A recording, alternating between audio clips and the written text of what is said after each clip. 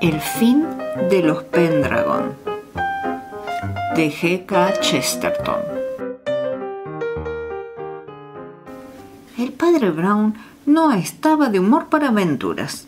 Había caído enfermo por exceso de trabajo y cuando empezó a restablecerse, su amigo Flambeau se lo había llevado a un viaje por mar en un pequeño yate con Sir Cecilio Fanshawe, joven señor de Cornualles y entusiasta de las costas de su país. Pero Brown todavía estaba débil y no tenía la menor afición al mar. Sin embargo, procuraba sobreponerse hasta el punto de que no sufrieran su educación y el afecto que sentía por sus amigos. Cuando éstos alababan el color de la puesta del sol y de los riscos volcánicos, se mostraba de acuerdo. Cuando Flambeau señalaba una roca que tenía figura de dragón, la miraba y le encontraba gran semejanza. Cuando Fanshawe, con su peculiar exaltación, indicaba una roca que recordaba a Merlín, se volvía a contemplarla y asentía moviendo la cabeza. Cuando Flambeau preguntaba si no se parecía una angostura del río a la entrada del país de las hadas, contestaba que sí. Escuchaba las más triviales observaciones con la misma distracción y desaliento. Oyó que aquella costa estaba abandonada de todos menos de los marineros que se preciaban de serlo, que el gato del bajel dormía, que Fanshawe no encontraba su boquilla por ninguna parte, que el piloto pronunciaba el oráculo: 2 ojos abiertos marchan bien, un ojo cerrado se hunde. Y Flambeau decía a Fanshawe que sin duda quería significar con esto que el piloto debía mantenerse con los ojos muy abiertos y vigilantes, y que Fanshawe replicaba que, aunque le pareciese raro, no quería decir esto, que quería decir que mientras viesen 2 de las luces de la costa, una cerca y otra más distante, estarían en el centro de la madre del río, pero que si una se ocultase tras la otra, navegarían sobre rocas. Oyó decir a Fanshawe que en su condado abundaban las leyendas y los dichos por el estilo y que aquella parte de Cornualles se disputaba con Devonshire los lauros que merecieron los marinos de Isabel. Según él, de aquellas calas e islotes habían salido navegantes al lado de los cuales Drake sería un hombre de tierra, que Cornualles no solo había tenido héroes, sino que aún los tenía, que no lejos de allí vivía un viejo almirante retirado que había hecho incontables viajes, a cual más lleno de aventuras, y que en su juventud descubrió el último grupo de 8 islas del Pacífico que se añadió al mapa del mundo. El tal Cecilio Fanshawe era una de esas personas que se desviven por contagiar a los demás de su entusiasmo. Muy joven, rubio y encarnado, con un perfil enérgico y un carácter vehemente, aunque de un tipo delicado y poco varonil, que contrastaba grandemente con el de Flambeau, de anchas espaldas, de cejas negras y aire bravucón de mosquetero. Brown lo escuchaba y lo miraba todo como el cansado viajero cree oír una música en el ruido de las ruedas del tren o un enfermo ve los dibujos de la pared de su alcoba empapelada. Es difícil adivinar a qué responde el estado de ánimo de un convaleciente, pero en el de Brown tal vez influía lo poco familiarizado que estaba con el mar, y apenas el río se estrechó como el cuello de una botella, pareció despertar para fijarse en todo como un niño. Acababa de ponerse el sol y era la hora en que el aire y el agua brillan de un modo especial, dejándolo de más negro por contraste. Pero aquella tarde había una atmósfera tan transparente que se hubiera dicho que entre los hombres y la naturaleza desaparecía ese cristal ahumado que suele haber de ordinario, y las orillas del río, los bosques, las rocas aparecían con una claridad tan intensa de colores que el padre Brown no pudo menos que avivar los sentidos en un fervor romántico ante la belleza del paisaje.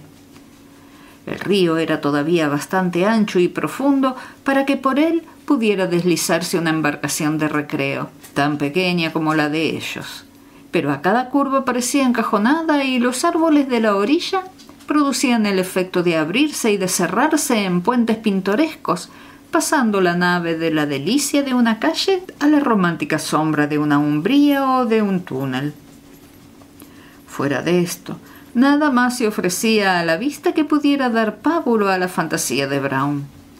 En las orillas no vio otras personas que un grupo de gitanos cargados de haces de leña y de mimbres cortados en el bosque, y aún vio otra cosa que, si nada tenía de particular, no era frecuente en un paraje tan distante: una señora de pelo negro y sin sombrero guiando a remo su propia canoa.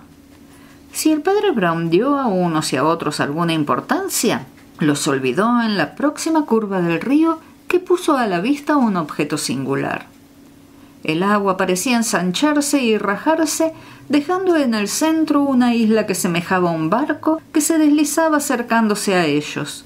Un barco con la proa muy elevada, o para más exactitud, con una gran chimenea, pues en el extremo más próximo se levantaba una construcción de forma extraña que nadie podía relacionar a primera vista con ningún estilo o finalidad. No tenía una altura exagerada, mas era lo suficientemente alta para que por su anchura se pudiera llamar torre. Estaba construida por completo de madera y con la mayor irregularidad y extravagancia. Algunas tablas y vigas eran de roble viejo, otras de la misma madera cortada recientemente. Las había también de pino blanco y aún de pino pintado con alquitrán. Estos troncos negros estaban en posición oblicua o entrecruzados en todos los ángulos, dando al conjunto un aire de remiendo chapucero. Se veían una o dos ventanas pintadas y construidas según estilo antiguo, pero con mucho más arte. Los excursionistas contemplaban aquello con la impresión que experimentamos cuando algo nos recuerda a algo, pero con la seguridad de que es una cosa diferente. El padre Brown, aun cuando dudaba, demostraba un claro juicio en el análisis de sus dudas. Se sorprendió reflexionando que aquella rareza consistía en la forma especial que le daba un material inapropiado, como si viéramos una chistera de plomo o una casaca de tartán. Recordaba haber visto maderas de diversas clases entrelazadas así en alguna parte, pero nunca en aquella forma arquitectural. Momentos después, una brecha abierta entre los espesos árboles le permitió ver lo que buscaba, y se echó a reír, porque apareció una casa de madera como algunas de las que todavía se encuentran en Inglaterra, y especialmente en el antiguo Londres de Shakespeare. El sacerdote llegó pronto a la conclusión de que estaban ante una casa de campo y de antigua construcción, con todas las comodidades interiores y un jardín delante. «¿Qué diablos es eso?», preguntó Flambeau, que aún miraba la torre. Fanchot, a quien le brillaban los ojos, habló con aire de triunfo. «Ah, ya me parecía que no había visto nunca algo semejante. Por eso lo he traído aquí, amigo. Ahora verás si exageraba sobre los marinos de Cornualles. Esta casa es la del viejo Pendragon, a quien llamamos el almirante, aunque se retiró antes de obtener el grado. La vida de Raleigh y de Hawkins no es más que un recuerdo para la gente de Devon, mientras la de Pendragon es un hecho moderno. Si la reina Isabel se levantara de la tumba y entrara por este río en una barca dorada, sería recibida por el almirante en una casa igual que aquella en que solían recibirla, y oiría a un capitán inglés hablándole con el mismo calor de los suyos, y aún le parecería estar comiendo con Drake. En el jardín, repuso el padre Brown, hallarían una cosa extraña que no sería grata a sus ojos de renacentista. La arquitectura doméstica de su tiempo es encantadora a su modo, y esas torres no son de aquel estilo. Pero no obstante, replicó Fanchot, constituyen la parte más romántica e isabelina del asunto. Los Pendragon construyeron esa torre en los días de las guerras españolas, y aunque ha sido remendada y aún reconstruida por otra razón, se le ha dado siempre el estilo antiguo. Dice la historia que la esposa de Sir Pendragon la erigió aquí, y tan alta, porque desde arriba podía divisar el ángulo por donde los bajeles llegaban a la desembocadura del río, y quería ser la primera en ver el de su marido, cuando volviese de batir a los españoles. ¿Por qué otra razón cree usted que ha sido reconstruida?, preguntó el padre Brown.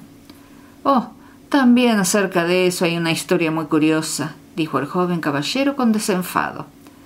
«Están ustedes en una tierra de historias extraordinarias. Por aquí pasaron al rey Arturo y Merlín, y antes que ellos, las hadas. Cuenta la historia que Sir Peter Pendragon, que sospecho tendría algún defecto de pirata como tenía las virtudes del marinero, traía cautivos a 3 españoles con intención de llevarlos luego a la corte de Isabel. Pero como era de arrebatado e inflamable temperamento, se trabó de palabras con uno de ellos, lo cogió por el cuello y lo tiró al mar. Otro de los españoles, que era hermano del primero, sacó inmediatamente la espada y luchó contra Pendragon, quien se defendió y después de recibir 3 heridas, atravesó a su adversario con la espada. Mientras esto sucedía, la embarcación había entrado en la desembocadura del río, donde había relativamente poca agua, y el tercer español se arrojó por la borda y empezó a nadar hacia la orilla, deteniéndose al tocar fondo, de modo que el agua le llegaba solo a la cintura. Entonces se volvió hacia el barco y con voz de trueno y agitando los brazos como un profeta que pide al cielo que castigue a una ciudad malvada, dijo que viviría siempre y que generación tras generación nadie de la casa de los Pendragon volvería a verlo ni saber de él, pero que tendrían señales inequívocas de que él y su venganza se mantenían vivos. Y dicho esto, se zambulló bajo una ola y se ahogó, o nadó tanto rato bajo el agua que nunca más se le volvió a ver. «Ya vuelve a estar ahí esa joven de la canoa», dijo Flambeau, a quien una mujer hermosa interesaba más que una leyenda. «Parece que está intrigada, como nosotros, por esa torre extraña». La señorita, de cabellos negros, en efecto, dejaba que su lancha se deslizase lentamente y en silencio, mientras contemplaba la torre con una curiosidad que se revelaba en la expresión de su cara ovalada y cetrina. «Déjese de muchachas», dijo Fanchot con impaciencia. «Hay muchas en el mundo, pero ¿acaso no hay otra cosa parecida a la torre de Pendragon?» Como pueden suponer, la maldición del español precedió a una serie de supersticiones y escándalos, y sin duda, como comprenderán ustedes, toda desgracia que luego afectaba a esta familia de Cornualles se atribuía a ella por la credulidad campesina. Pero lo que no puede negarse es que esta torre se ha quemado 2 o 3 veces y que la familia no ha sido muy dichosa, pues más de 2 veces han perecido en naufragio parientes cercanos del almirante y uno al menos, según mis noticias, en el mismo punto en que Sir Peter arrojó por la borda al español. «¡Qué lástima!», exclamó Flambeau. «Ya se marcha».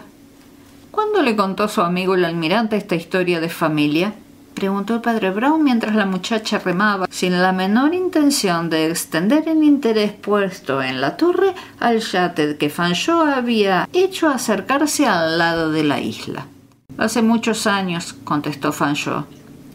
«Ahora ya hace tiempo que no ha vuelto al mar, aunque habla de él con el mismo entusiasmo. Creo que existe un pacto o algo así. Bien, ya estamos en el muelle. Vamos a ver al viejo lobo de mar». Pasaron por debajo de la torre y el padre Brown, ya porque se sentía mejor en tierra firme, ya porque le había interesado algo que vio en la orilla opuesta, pareció reanimarse. Entraron en una avenida que se alargaba entre 2 cercas de madera delgada y de color pardo, como las que se ven en algunos parques o jardines, por encima de las cuales desbordaban de trecho en trecho las ramas de los árboles. Hubiera parecido la entrada de una finca señorial si la hubiesen flanqueado 2 torres en vez de una y sin la circunstancia de que el camino daba tanta vuelta que se perdía de vista el edificio entre un bosque cuya extensión era excesiva para una isla como aquella. Hacía rato que caminaban, cuando Fanchot se detuvo de pronto señalando un objeto que salía de la empalizada, produciendo el efecto de un cuerno, aunque mirándolo más de cerca vieron que se trataba de una hoja ligeramente corva de acero que brillaba en la escasa luz de la tarde. Flambeau, que como todos los franceses había sido soldado, exclamó impresionado: «¡Pero si es un sable! Y creo reconocer su clase. Pesado y curvo, pero más corto que el de caballería. Suelen usarlo en artillería y en...». La hoja desapareció de un tirón por el resquicio que había abierto y penetró con más fuerza, rajando la cerca hasta abajo con un ruido estridente. Luego se retiró y volvió a descargarse, hendiéndose algunos pies más allá, y después de algunas sacudidas, acompañadas de juramentos que salían de la oscuridad interior, el trozo de valla se vino abajo. Inmediatamente un puntapié enérgico mandó el trozo de cerca a mitad de camino, dejando un portillo abierto en la maleza. Fanchot miró adentro y lanzó una exclamación de sorpresa. «Mi querido almirante, ¿si abre usted a machetazos una puerta siempre que quiere salir de paseo?» Salió de la oscuridad una maldición, seguida de una carcajada y de estas palabras. «No, de todos modos, he de tirar esta valla, que no sirve más que para estropearme las plantas y nadie más que yo lo puede hacer. Pero me limitaré a derribar otro trozo y saldré a saludarlos». Y de 2 tajos abrió otra rendija y tumbó la parte de la cerca que quedaba suelta, con lo que se hizo una entrada de 14 pies de ancho por la que salió al camino, abriéndose paso entre los abrojos. A primera vista, corroboraba cuanto dijo Fanchot acerca de sus cualidades de pirata. Llevaba un sombrero de paja como los que usan los segadores contra el sol, con el ala delantera vuelta hacia arriba y los ángulos hundidos por debajo de las orejas, orlando su frente en forma de media luna, como el sombrero de Nelson. Llevaba también una blusa azul ordinaria que combinada con los pantalones blancos le daba aspecto de marino. Era alto y flojo, y su cansado andar no era propio de un marino, pero lo recordaba, y empuñaba un sable corto que parecía un chafarote, pero mucho más pesado. Su rostro parecía el de un hombre enérgico, no solo porque estaba rasurado, sino porque no tenía cejas, como si los elementos se lo hubieran arrancado todo. Sus ojos eran saltones y de mirada penetrante, y su color llamaba la atención porque, sin ser del todo tropical, recordaba el de la naranja de sangre. Es decir, que aunque era sanguíneo tenía algo de amarillento, y el padre Brown se dijo que nunca había visto una cara que mejor evocase todas las novelas que se han escrito sobre las tierras tropicales. Cuando Fanchot hubo presentado al huésped a sus 2 amigos, volvió a referirse a la destrucción de la cerca. El almirante no le dio al principio importancia, hablando de aquello como de una providencia de jardinería, pero luego rió con todas sus fuerzas y gritó con una mezcla de impaciencia y buen humor. «Bien, acaso pongo en esto un poco de ferocidad y me complazco en la destrucción de algo. Eso le pasaría a cualquiera que pusiera su única complacencia en descubrir alguna isla salvaje y tuviera que abrirse paso por la selva a machetazos. Cuando recuerdo que he tenido que cortar 1,5 millas de maleza espinosa con un viejo machete que no cortaba ni mucho menos como este, y luego pienso que me veo reducido a este bosque de juguete por un compromiso garrapateado en una Biblia de familia, vaya que...» Y levantando el acero, de un formidable tajo partió la cerca de arriba a abajo. «Me gustaría hacer esto», dijo riendo, al tiempo que arrojaba el arma. «Pero vamos a casa, que ustedes han de comer algo». Ante la casa había unos prados con 3 jardincillos circulares, uno de tulipanes encarnados, otro de tulipanes amarillos y otro de flores blancas que los visitantes no conocían y pensaron que eran exóticas. Un jardinero rollizo, peludo y de mala catadura estaba colgando el rollo de una manguera. Los últimos rayos del sol daban en los ángulos de la casa, sacando aquí y allá reflejos que recordaban los colores de las flores del jardín. Y en un espacio limpio de árboles, mirando hacia el río sobre un trípode de metal, había un telescopio. Al pie de las gradas del portal había una mesa verde de jardín, como anunciando que alguien acababa de tomar el té allí. La entrada estaba franqueada por 2 enormes mascarones de piedra, con los ojos vacíos, como dicen que son los ídolos de los mares del sur, y en la viga del dintel de la puerta había algunas confusas tallas de un dibujo casi tan bárbaro como el de las piedras. Mientras entraban los otros, el desmedrado clérigo se subió a la mesa y, después de calarse las gafas, estuvo examinando con toda naturalidad las molduras de la viga de roble. El almirante Pendragon se detuvo sorprendido, aunque sin manifestar molestia. Pero a Fanchot le divirtió tanto ver al curita como un muñeco en su pedestal que se echó a reír. El padre Brown no hizo caso ni de la sorpresa de uno ni de la risa del otro. Estaba examinando 3 tallas que, aunque muy borrosas y oscuras, tenían para él algún sentido. La primera parecía el esquema de alguna torre u otra construcción coronada por algo que semejaba a unas cinturas ondulantes. La segunda estaba más clara, una galera de los tiempos isabelinos con hojas decorativas debajo, pero interrumpidas por una curiosa roca mellada que era un defecto de la madera o una representación convencional del agua que entraba. La tercera representaba la mitad superior de una forma humana terminada en una línea rizada como las olas. La cara estaba borrosa y sin facciones, y los 2 brazos tiesamente levantados al aire. «Bueno», murmuró el padre Brown pestañeando, «aquí tenemos la leyenda del español bastante clara. Aquí está en el mar, lanzando maldiciones, y aquí están también las maldiciones, la nave naufragando y la torre de Pendragon ardiendo». Pendragon movió la cabeza con aire de condescendiente alegría. «¿Y cuántas otras cosas puede significar eso?», dijo. «¿No sabe usted que esa mitad de hombre, como medio león o medio ciervo, es algo muy común en heráldica? Esa línea bajo el barco puede ser una de esas líneas partiperpalos, dentadas creo que las llaman. Y aunque la tercera figura no es muy heráldica, lo sería suponiendo que la torre está coronada de laurel y no de fuego». «Pero es muy raro», dijo Flambeau, «que eso confirme tan exactamente la leyenda». «Ah», replicó el viajero escéptico. «Pero no sabe usted cuántas leyendas se habrán forjado con esas viejas figuras. Además, no es esa la única leyenda antigua.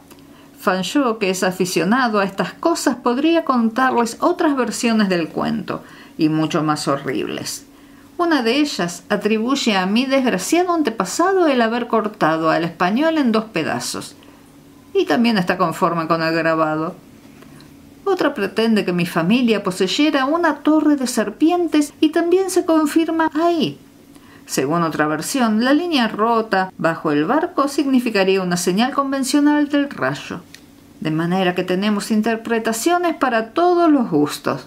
Pero esta precisamente demuestra lo erróneo que son todas las otras». «¿Pero cómo lo sabe usted?», preguntó Fanchot.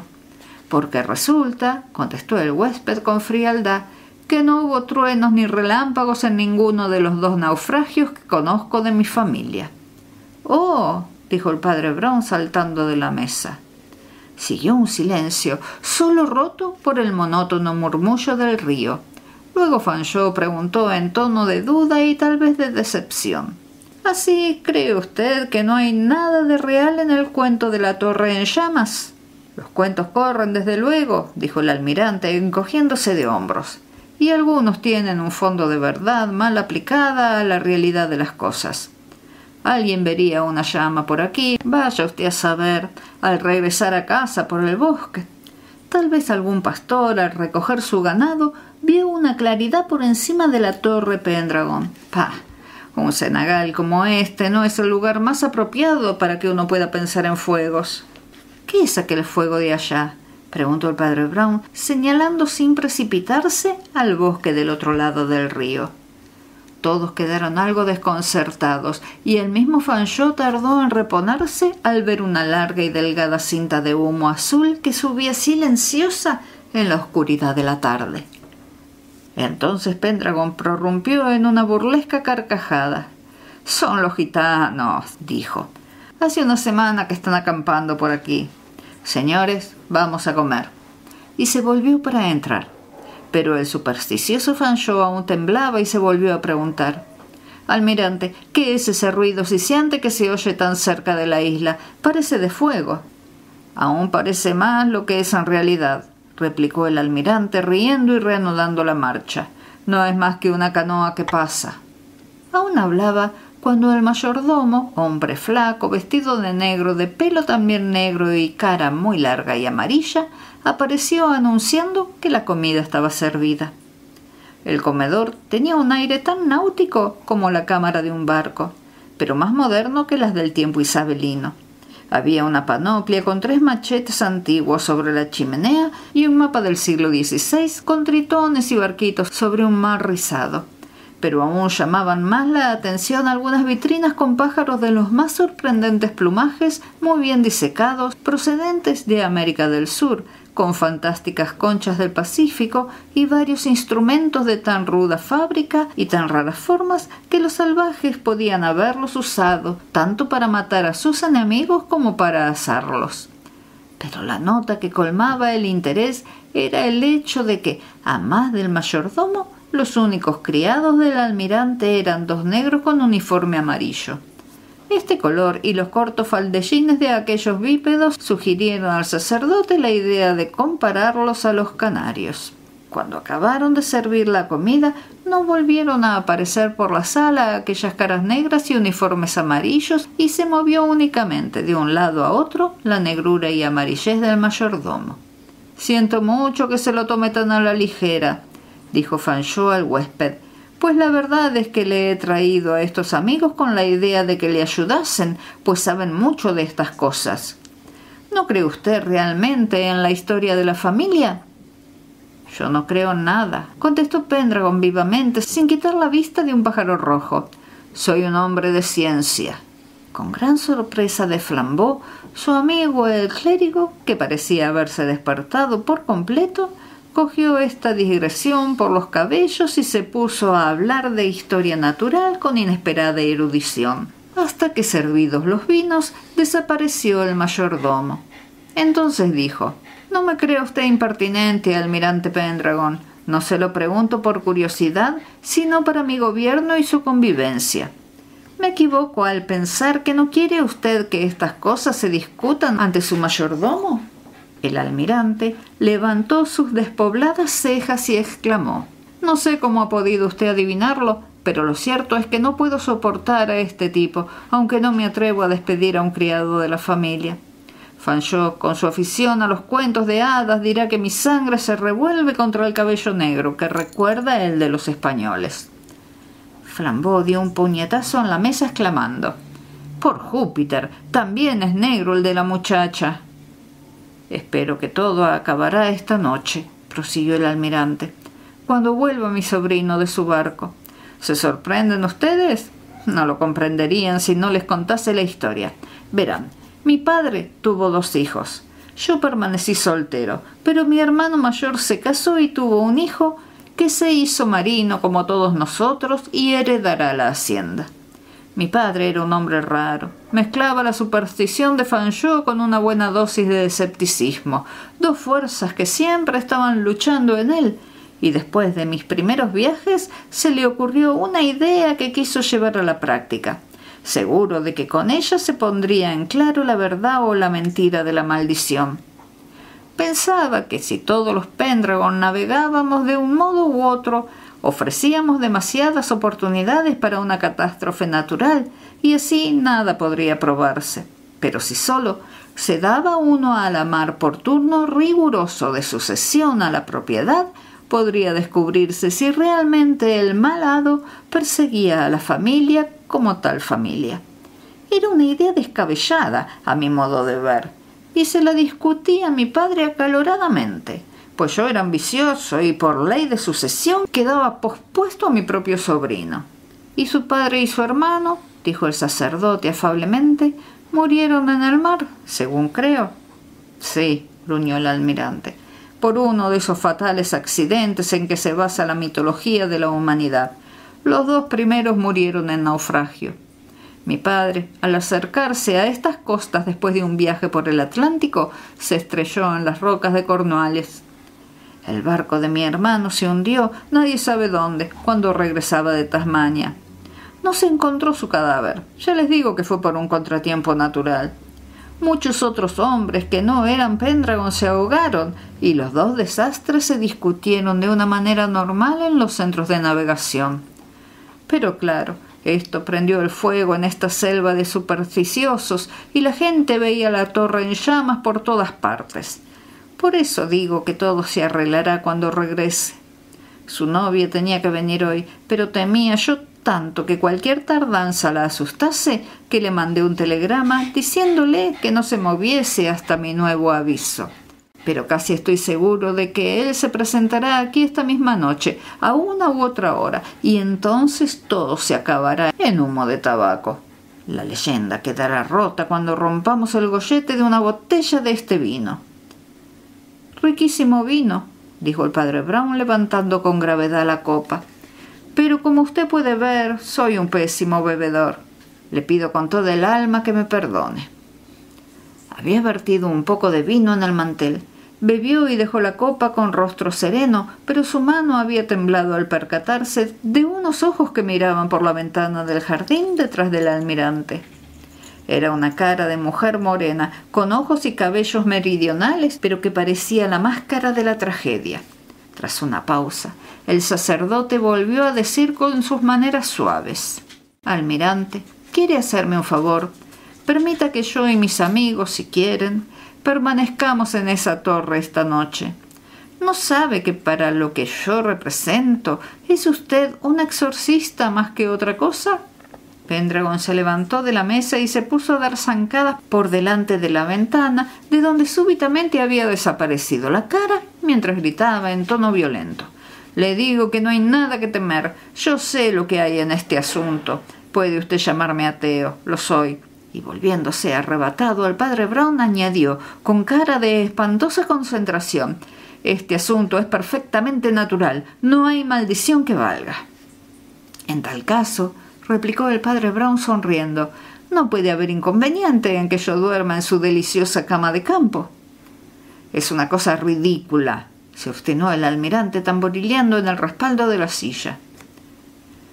«Perdóneme usted por todo», dijo Brown, «hasta por haber derramado el vino. Pero me parece que no está usted tan tranquilo respecto a la torre en llamas como pretende fingir». El almirante volvió a sentarse con la misma rapidez con que se había levantado.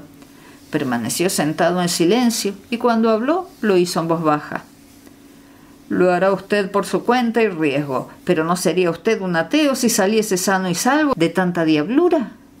3 horas después, Fanshawe, Flambeau y el sacerdote estaban aún charlando en la oscuridad del jardín, y 2 horas más tarde empezaba ya a clarear cuando el padre Brown manifestó su propósito de no irse a dormir ni a la casa ni a la torre. «Este prado necesita que lo limpien de malas hierbas», dijo con voz de sueño. «Si tuviese un escardillo o algo lo haría yo mismo». Lo siguieron riendo y protestando a medias, pero él les dirigió un sermón afirmando que siempre puede encontrarse alguna pequeña ocupación con que ser útil a nuestros semejantes. No hallaron un escardillo, pero sí una escoba de mimbre, con la que el sacerdote empezó a barrer enérgicamente la gran cantidad de hojas secas caídas sobre la hierba. «Siempre hay que hacer alguna cosa», dijo con alegría de idiota. «Como dice George Herbert, quien barre el jardín de un almirante en Cornwallis, según sus leyes, no solo hace eso, sino una buena acción. Y ahora», añadió tirando la escoba, «vamos a regar las plantas». Y sintiendo una vaga emoción, los otros vieron cómo cogía y desenrollaba una manguera de jardín mientras decía con aire de cómica reflexión: «Los tulipanes encarnados antes que los amarillos. Parecen un poco secos, ¿no creen ustedes?». Abrió la espita y el agua salió impetuosa y dura como un chorro de acero. «Cuidado, Sansón», gritó Flambeau, «que has descabezado un tulipán». El padre Brown se quedó contrariado contemplando la planta decapitada. «Mis procedimientos hidroterápicos parece que curan o matan», comentó moviendo con tristeza la cabeza. «Es una lástima que no haya encontrado un escardillo, porque hubieran ustedes visto de lo que soy capaz. Y ya que hablamos de herramientas, ¿no ha traído ese bastón que siempre lleva, Flambeau? Está bien. Sir Cecil puede coger el machete que el almirante tiró por aquí, no lejos de la cerca». «Qué gris parece todo». «Es la niebla que sube del río», dijo Flambeau. En aquel momento, la borrosa figura del hirsuto jardinero apareció en un balate que formaba el prado, blandiendo un rastrillo y chillando como un demonio. «Deje esa manguera y váyase a su...». «Estoy muy torpe», replicó el reverendo cachazudamente. «Sabe usted, he empinado un poco el codo durante la comida». Y diciendo esto, se la dio para presentar mejor sus excusas al jardinero, haciendo una grotesca reverencia, sujetando la manguera con ambas manos, y el jardinero recibió en pleno rostro el frío chorro con una fuerza de un cañonazo, perdió el equilibrio y cayó patas al aire. «¡Pero es espantoso!», se lamentó el cura, mirando en torno con cara de pasmo. «¡He tumbado a un hombre!». Se quedó un momento con el cuello alargado, como si estuviese mirando o escuchando algo, y luego, arrastrando la manguera, se dirigió a toda prisa hacia la torre. Estaba ésta muy cerca, pero su silueta se escondía en una oscuridad extraña. «La niebla de ese río», le dijo a Flambeau, «tiene un especial olor». «¡Vive Dios que sí!», exclamó Fanchot. «Pero no querrá usted decir...». «Quiero decir que una de las predicciones científicas del almirante se cumplirá esta noche. Esta historia va a terminar en humo». Aún hablaba cuando una hermosa luz encarnada pareció florecer repentinamente como una rosa gigantesca, entre crepitaciones y ruidos estridentes como carcajadas de demonios. «¡Dios mío! ¿Qué es eso?», exclamó Sir Cecil Fanchot. «La señal de la torre en llamas», dijo el padre Brown, dirigiendo el chorro de agua al centro mismo del foco encarnado. «Suerte que no nos hemos ido a dormir», gritó Fanchot. «Supongo que el fuego no se extenderá hasta la casa». «Recuerde usted», contestó el sacerdote con voz inalterable, «que la cerca que podía haberlo propagado ha sido previamente cortada». Flambeau volvió los ojos a su amigo como a efectos de una sacudida eléctrica, pero solo Fanchot dijo, como distraído: «Menos mal que no peligra a nadie». «Es una torre muy curiosa», observó el padre Brown. «Cuando habría de matar a alguien, mata a los que se hallan en otra parte». Al mismo tiempo, la monstruosa figura del jardinero, con su barba torrencial, se destacó en el balate contra el cielo, pero no empuñaba un rastrillo sino un machete. Detrás de él se mostraron los dos negros armados también con los viejos machetes de la panoplia, pero a la luz roja y vestidos de amarillo parecían diablos con instrumentos de tortura. En el fondo del jardín, recogido en la sombra, retumbó una voz imperiosa dando instrucciones. Al oír esta voz, el semblante del sacerdote experimentó un cambio terrible, pero permaneció en su puesto, sin apartar la vista del foco de llamas que habían tomado cierto incremento, pero que cedió, luego sisiante, bajo la presión de la poderosa vara de agua. Mantenía el dedo en la boca del caño para mejor asegurar la puntería sin atender a otra cosa, enteramente sordo por el ruido y observando por el rabillo del ojo los excitantes incidentes que se desarrollaban en el jardín aislado. No dio más que 2 instrucciones lacónicas a sus amigos: «Derribad a esos hombres como podáis y atadlos con las cuerdas de estos haces. Quieren quitarme la manguera». Y la otra: «En cuanto podáis hacerlo, llamad a esa muchacha de la canoa que está en la orilla del río con los gitanos. Preguntadle si puede cruzarlo con algunos cubos y acarrear agua del río». Luego cerró la boca y continuó regando las rosas de fuego con la misma rudeza con que regó antes el rojo tulipán. Ni siquiera se volvió a mirar la extraña lucha que se entabló entre los amigos y los enemigos del misterioso fuego. Casi oyó temblar la isla cuando Flambeau entró en combate con el feo jardinero, y se la imaginaba dando vueltas en torno a ellos mientras movían los puños.